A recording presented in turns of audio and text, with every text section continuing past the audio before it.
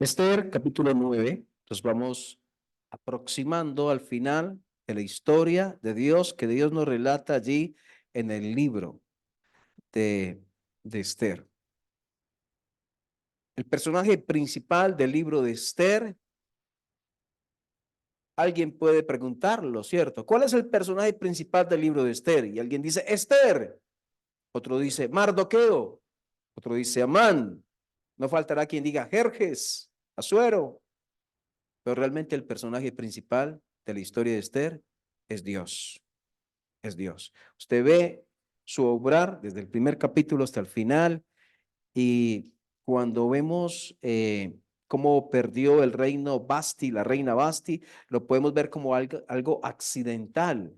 Pero no, cuando miramos más adelante y vemos la aparición de la reina Esther y qué sucede con el pueblo, en qué peligro estuvo el pueblo, vemos que no fue algo accidental, sino más bien que vemos algo que fue algo,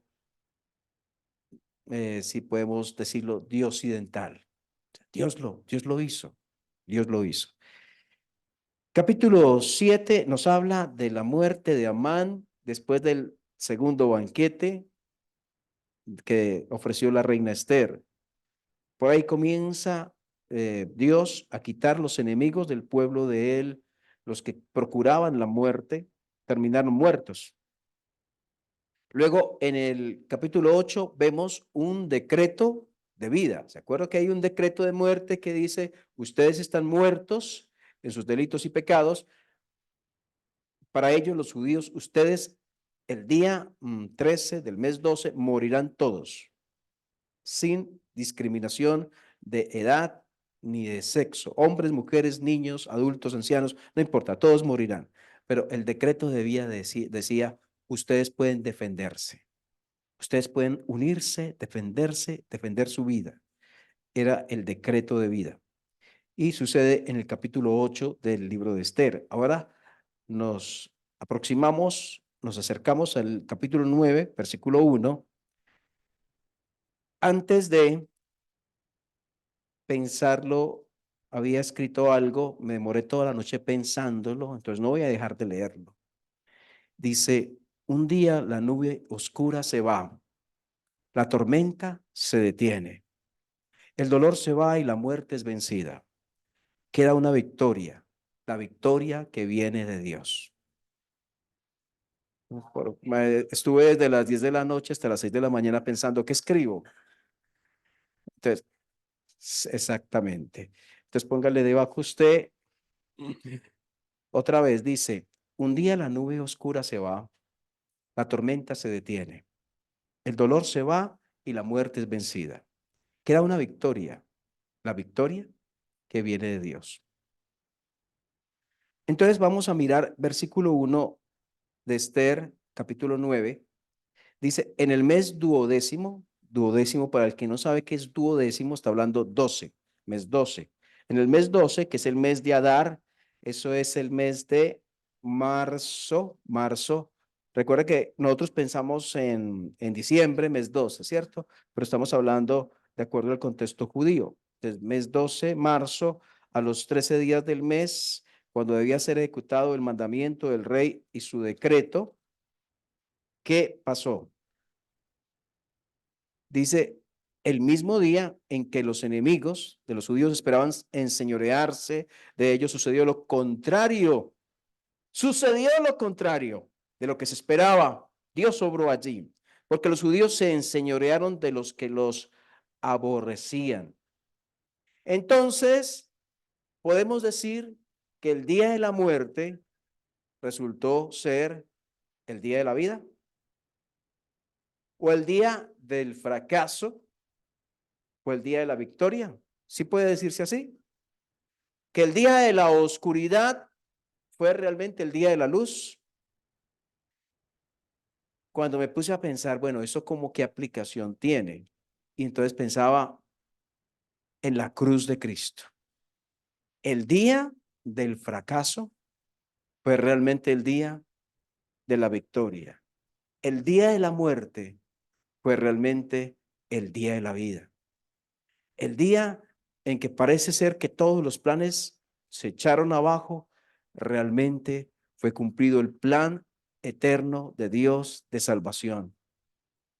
Pensamos en la cruz de Cristo, el día de la muerte, aparentemente pérdida y fracaso. En el día, realmente fue el día de la más grande victoria, certificada por Dios a través de la resurrección del Señor Jesucristo.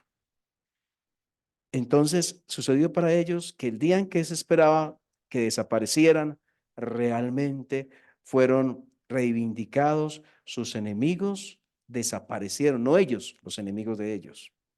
Entonces, versículo 2 dice, los judíos se reunieron en sus ciudades. Versículo 2, los judíos se reunieron en sus ciudades, en todas las provincias del rey Asuero, para descargar su mano sobre los que habían procurado su mal, y nadie los pudo resistir.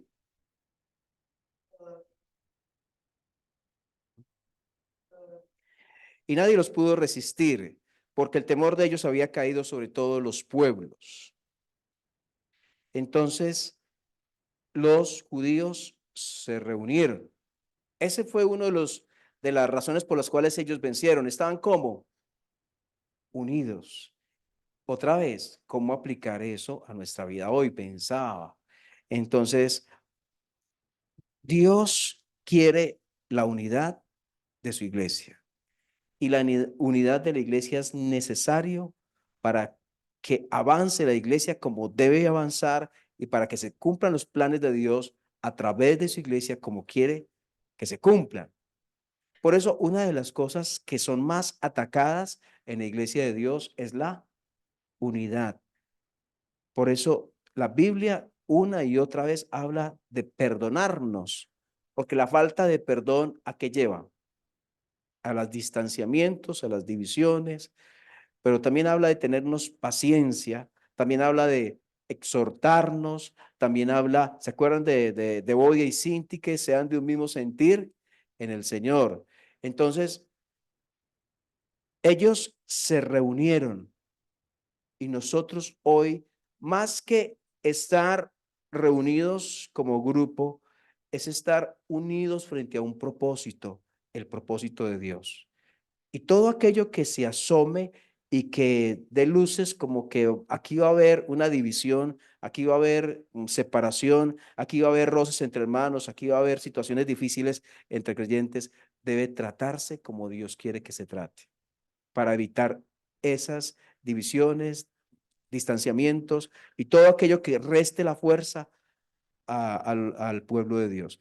Ellos, la fuerza de ellos era que se reunieron, dice el versículo 2, y dice, el temor de ellos había caído sobre todos los pueblos. Luego el versículo 3, todos los príncipes de las provincias, los sátrapas, o sea, las personas de autoridad, capitanes, oficiales del rey, apoyaban a quienes, a los judíos. ¿Por qué apoyaban a los judíos? Porque Dios había inclinado el corazón de ellos para apoyar a los judíos. Dios había obrado en el corazón del rey, ¿sí?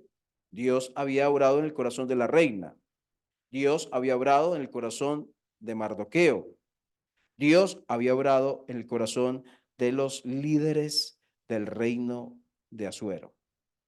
Y seguimos, eh, dice el versículo 4, pues Mardoqueo era grande en la casa del rey. Mire cómo Mardoqueo como que va escalando, como que va subiendo. Cada vez que leemos algo nuevo, Mardoqueo parece decir, él está avanzando. Pues Mardoqueo era grande en la casa del rey y su fama iba por todas las provincias. Mardoqueo iba engrandeciéndose más y más. Y recordamos una vez más que Mardoqueo nos puede hablar del Señor Jesucristo, quien Él es exaltado, quien fue, como lo decía el hermano el domingo, fue exaltado hasta lo sumo. Significa que fue exaltado a un lugar donde no puede ser exaltado más arriba, porque es lo más alto que hay. Entonces aquí habla de Mardoqueo que iba engrandeciéndose más y más. Y asolaron los judíos a todos sus enemigos a filo de espada y con mortandad y destrucción, e hicieron con sus enemigos como quisieron. En Susa, capital del reino, mataron y destruyeron los judíos a 500 hombres. Mataron entonces a Parsandata, Dalfonas, Pata, Porata, Dalia, Aridata, Parmasta, Raisai, Aridai y Baisata. 10 hijos de Amán, hijo de Amedata, enemigo de los judíos, pero no tocaron sus bienes. El mismo día se le dio cuenta al rey acerca del número de los muertos en Susa, residencia real.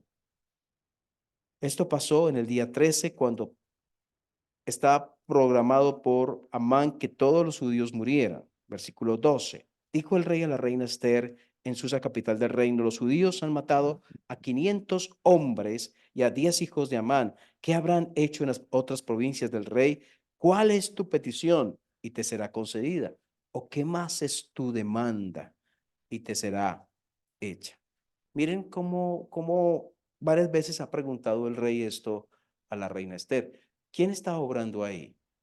Dios, ¿cierto? Dios, Dios, Dios. ¿Quién está obrando en la situación por la cual tú estás pasando?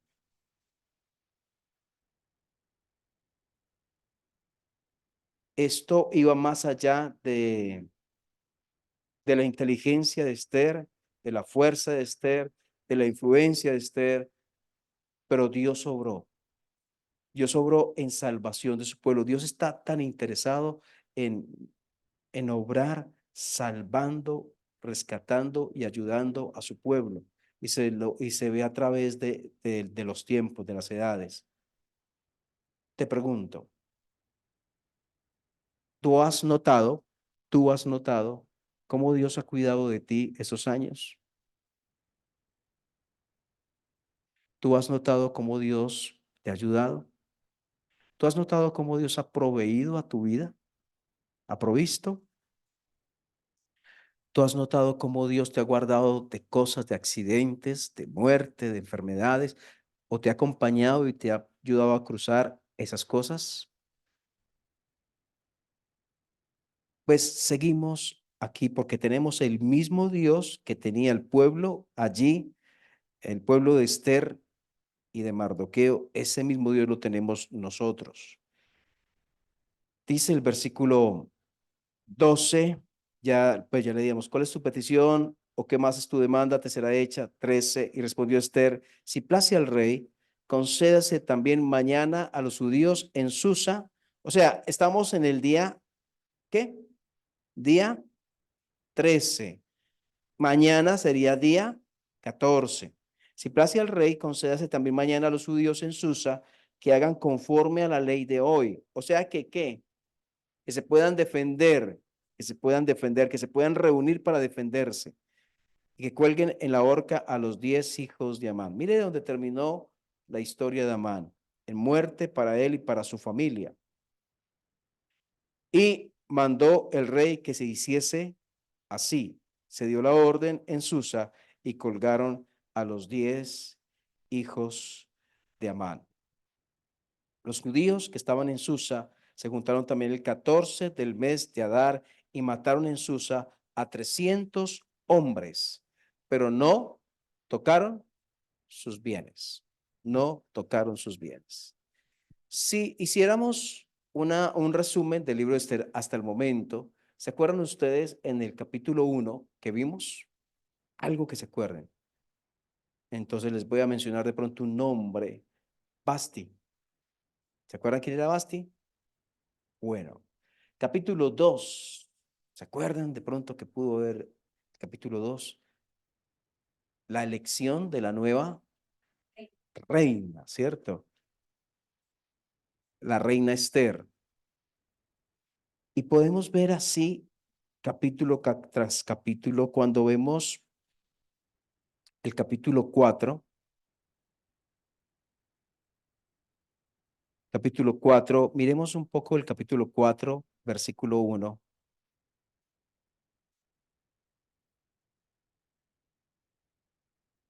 Luego que supo Mardoqueo todo lo que se había hecho, hablando, 4:1, hablando de ese decreto que decía que el día 13 del mes 12 daban permiso para matar a los judíos, no importando su edad. A ese decreto hacía referencia este versículo 1. Luego que supo Mardoqueo todo lo que se había hecho, rasgó sus vestidos. ¿Cómo estaba él? Se vistió de cilicio y de ceniza y se fue por la ciudad clamando con grande y amargo clamor. Quiero que nos fijemos en esto para ir terminando la reflexión, porque esto que sintió Mardoqueo es lo que deberíamos sentir con respecto al pueblo de Dios. Si ustedes se fijan comenzando Esther y terminando Esther, pareciera ser, pareciera ser que el personaje predominante, aún por encima de la misma Esther, pareciera Mardoqueo. Porque ustedes están viendo que la Biblia dice, y el Espíritu Santo lo puso allí, que Mardoqueo se iba engrandeciéndose más y más. Pero de Esther no se hace una referencia así en el libro, sino de Mardoqueo. Entonces, ¿qué quiere Dios que haya en nuestro corazón con respecto al pueblo de Dios que no tenemos ahora? ¿Qué quiere Dios enseñarnos como resaltando la persona de Mardoqueo a través de todo el libro?